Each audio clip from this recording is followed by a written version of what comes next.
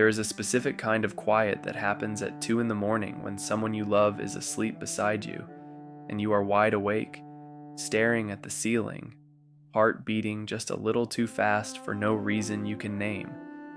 Everything is fine. Nothing is wrong. And yet some part of you is waiting for the other shoe to drop, waiting for something to shift, to crack, to be taken away. You don't know why you feel this way. You just do, and you've felt it so many times that you've stopped questioning it. You've started to believe that this is just who you are. Someone who can't fully rest inside love. Someone who holds joy at arm's length because somewhere, deep down, you've learned that joy has a price, that warmth is temporary, that people leave or change or disappoint or simply stop seeing you the way they once did. So you stay half ready, half present, 1 foot in, 1 foot hovering near the door. Not because you don't want love, but because some part of you is still a child who learned that love was never quite safe. Take a breath here. Just sit with that for a moment. You text first. Almost always. And when you don't hear back within what feels like a reasonable amount of time, something shifts inside you. It's not quite panic, but it's not peace either. It's a low hum of worry that you try to talk yourself out of. You analyze the last message you sent. You wonder if you said something wrong. You replay the last conversation you had, looking for the moment things might have changed. And then, when they finally respond, sometimes hours later, sometimes just 20 minutes, the relief you feel is almost embarrassing to admit. You exhale, your shoulders drop, everything is okay. Of course, everything is okay. But the fact that you needed that confirmation, that small proof of existence in someone else's world, that says something. Not about them, about what you learned love feels like. You probably apologize a lot for needing things, for having opinions that take up space, for being tired or sad or too much in one moment. You've gotten very good at reading rooms, at sensing when someone's energy shifts and immediately asking yourself what you did. You give more than you take, not always because you're naturally generous, though you may be, but because somewhere early on, being needed felt safer than being wanted. Being useful felt more reliable than being loved for simply existing. You shrink in arguments.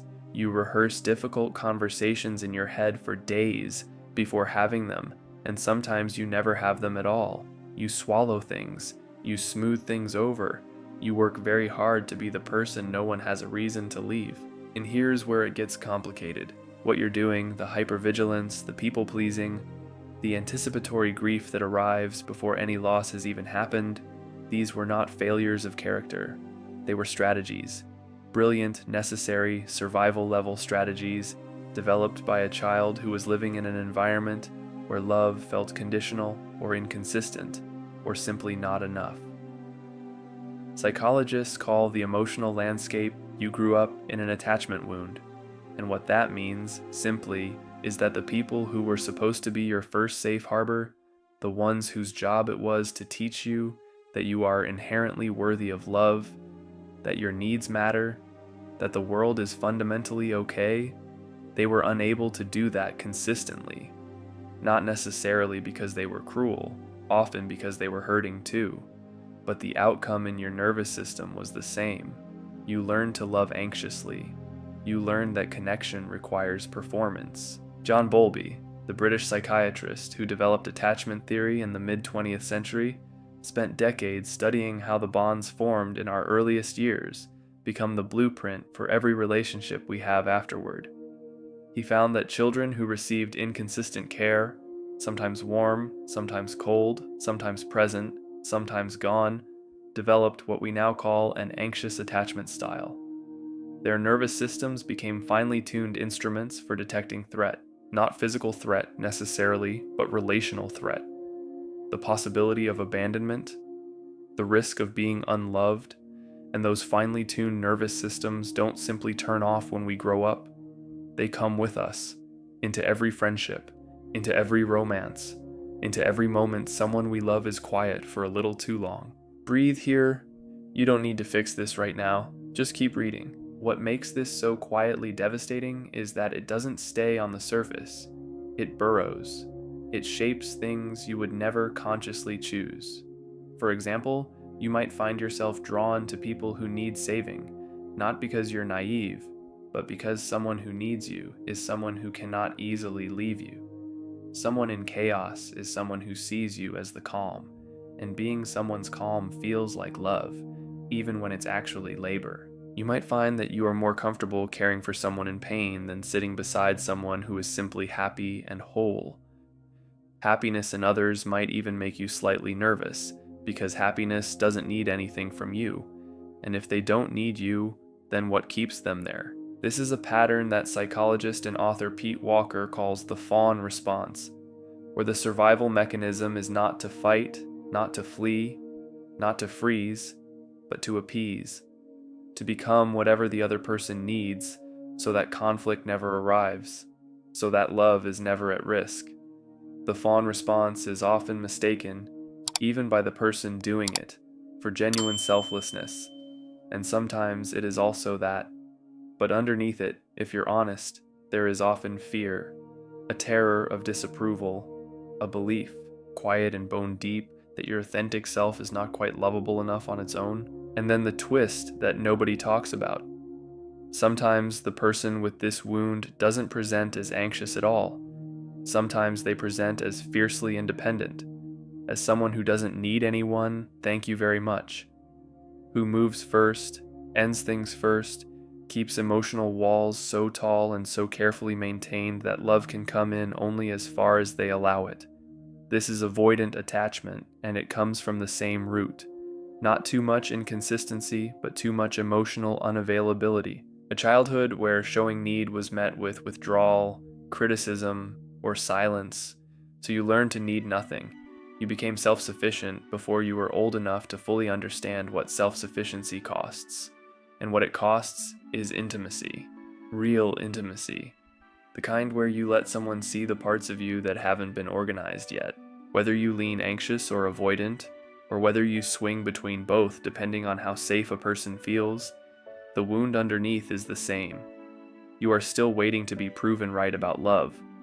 You are still running, in some quiet corner of your chest, a test that the other person doesn't know they're taking.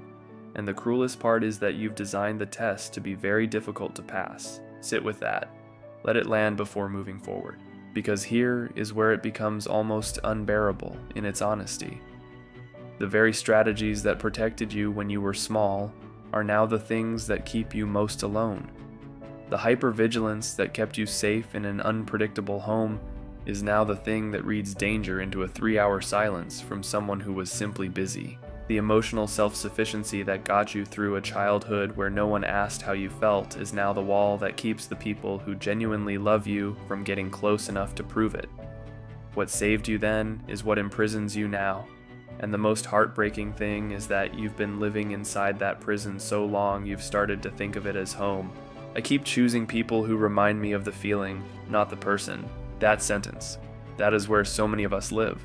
There is a concept in psychology called repetition compulsion, first described by Sigmund Freud and later expanded by modern trauma therapists, which describes the unconscious drive to recreate familiar emotional dynamics, even painful ones, because familiar, even when it hurts, feels like something we understand, something we can, maybe this time, resolve.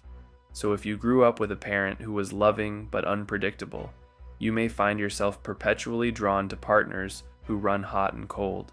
Not because you enjoy suffering, but because the emotional landscape feels like home. Because the anxiety of not knowing is the feeling you learn to associate with love. And you keep returning to it, hoping that this time you'll finally earn the consistent love you never received. This time you'll finally be enough. I've been waiting to feel chosen. I didn't realize I was doing it. The work of understanding this is not linear. It does not come in a single revelation. It comes in moments, in the flash of recognition, when you notice yourself getting small, in an argument that you know rationally you have every right to stand in the moment you catch yourself apologizing for crying, In the night, you sit with the awareness that you have been, for years, auditioning for a role in your own life, auditioning for the right to be loved without conditions. And nobody gave you those conditions. You inherited them from a system that was supposed to hold you and sometimes couldn't. Here is where the path begins to shift. Not dramatically, not with a montage, just with a very small, very honest question. What would it mean to stop performing for love? Not to stop being kind or generous or warm. Those things can be genuine, but to stop shape-shifting, to stop editing yourself in real time based on what you sense the other person needs you to be, to let your actual preferences, actual tiredness, actual need exist in the room without immediately moving to minimize them. This is what trauma-informed therapists call inner child work. And while that phrase can sound abstract, what it actually means is simpler than it sounds. Somewhere inside you, there is still a younger version of yourself who made certain decisions about what love requires. That child decided, based on very real evidence at the time, that love is earned, that safety is conditional, that need is a burden, and that child has been running your relationship patterns ever since, because no one ever sat down with them and said, "The rules have changed. You don't have to earn it anymore. You are allowed to simply be here." The version of me that learned to survive deserves just as much tenderness as the version I'm trying to become. Shadow work, a concept developed by Carl Jung and later brought into modern therapeutic practice, asks you to look at the parts of yourself you've hidden, not to fix them, not to eliminate them, but to acknowledge them, to see the anger you've buried under agreeableness, to see the grief you've managed by becoming endlessly capable, to see the longing you've disguised as independence. Because what we refuse to acknowledge in ourselves doesn't disappear. It goes underground. And from underground it runs everything. The path forward is not about becoming someone who never feels anxious in love again. It is not about achieving some state of perfect emotional regulation where nothing triggers you. That is not healing. That is another performance. The path is about developing what psychologists call earned security. The idea, supported by decades of attachment research, that even if you did not receive a secure attachment in childhood, you can develop one later. Through relationships, yes, but first through your relationship with yourself. Through the slow, unglamorous, deeply important work of learning to tolerate your own emotions without immediately acting on them. Of learning to stay with discomfort long enough to understand it, rather than fleeing into appeasement or withdrawal. Breathe, you don't have to do it all today. What this looks like in practice is often small and unspectacular. It looks like noticing when you feel the urge to apologize for something that isn't your fault, and pausing. Just pausing. Not forcing a different action immediately, just creating a small space between the impulse and the response. It looks like letting yourself express a preference, even a small one, and watching what happens. It looks like staying in a difficult conversation instead of smoothing it over. Not because confrontation is always good, but because you deserve to be fully present in the relationship you're in, not just the version of yourself that has been carefully optimized for the other person's comfort. It looks like allowing someone to love you on a quiet Tuesday when you haven't done anything worth loving, when you're tired and ordinary and not performing, and letting that be enough. Because here is the thing about love, when you've carried childhood trauma into it. You've been so focused on not losing love that you've never fully received it. You've been so busy managing the relationship that you've sometimes forgotten to actually be in it. And the people who have genuinely, wholeheartedly loved you, some of them were right there, offering you something real, and some part of you couldn't quite believe it, couldn't quite let it in, because if you let it all the way in, you would also have to feel how much it would hurt to lose it. And that felt like too much of a risk. I don't need to earn this. That thought still frightens me, but I'm starting to believe it might be true. This is where we land. Not at the end, because there is no end to this, but at a clearing, a moment of breath. You came here carrying something heavy, something you've been carrying so long that you've stopped noticing its weight, the longing for love that feels safe, the exhaustion of loving at high vigilance, The grief of realizing that so much of your relational life has been shaped by something that happened before you had any say in it, before you were old enough to protect yourself, before you knew there was anything to protect, and none of that was your fault. That sentence doesn't fix anything. It doesn't immediately change the patterns or quiet the hypervigilance or make the 2 a.m. ceiling staring stop, but it is true, and truth, even uncomfortable truth, is a place you can stand. It is a place from which you can begin. The question now is not, how do I stop being the way I am? That question leads nowhere good. The question is, what would it feel like to be the way I am, but with a little more gentleness toward myself? What would it feel like to extend to the child version of you the same compassion you would offer to any child who had learned to survive in a world that was sometimes unkind? What would it feel like to stop treating your own emotional needs as inconveniences and start treating them as information, as signals from a nervous system that has been working very, very hard for a very, very long time? You don't have to figure this all out tonight. You don't have to have a breakthrough or a revelation or a moment of sudden clarity. You are allowed to move through this slowly. You are allowed to circle back. You are allowed to understand something intellectually for months before you feel it in your body. That is not failure. That is how healing actually works, not in straight lines, but in spirals. You will return to the same places again, but each time you will arrive a little different, a little more familiar with the terrain, a little less afraid of what you find there. There is a concept in neuroscience called neuroplasticity, the brain's remarkable ability to form new connections, new pathways, new patterns of response throughout the entire span of a human life. You are not fixed. The patterns you developed in childhood were burned deep, yes, but they are not permanent. They are not destiny. Every time you choose, even imperfectly, to respond to yourself with a little more kindness, every time you resist the urge to collapse yourself into someone else's needs, every time you let someone love you without immediately asking yourself what it's going to cost, you are slowly building new architecture, a new home inside yourself, one that doesn't require constant vigilance, one that has room enough for your whole self, not just the parts that have learned to be palatable. This will not be fast. It will not always feel like progress. There will be days when the old patterns feel so much louder than anything new you're trying to build. There will be relationships where you slip back into the familiar choreography of earning and performing and bracing for loss. And that is okay.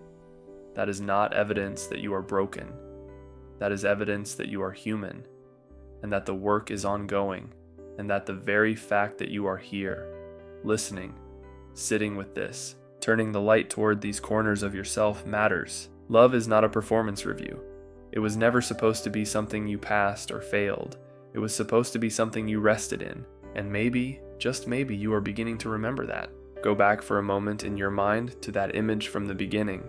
2 a.m, someone you love asleep beside you, your heart beating just a little too fast for no reason you can name, the ceiling, the waiting. What if, instead of bracing, you simply stayed? What if, instead of waiting for the other shoe to drop, you let yourself notice that right now, in this moment, it hasn't? The person is still there. The warmth is still real. The love, however imperfect, however human, is still present. And so are you. You are still here. And the child inside you who once had to earn every moment of warmth, that child has been waiting for so long for someone to come back and say, you can rest now. You did enough. You were always enough. The door is still open, and this time no one is going to take it away. Maybe you can be the one who finally says it. Maybe that is where it begins. Not with a resolution, not with a fixing, just with a whisper in the quietest room of yourself to the part of you that is still waiting for proof of love. You are already worthy of it. You always were.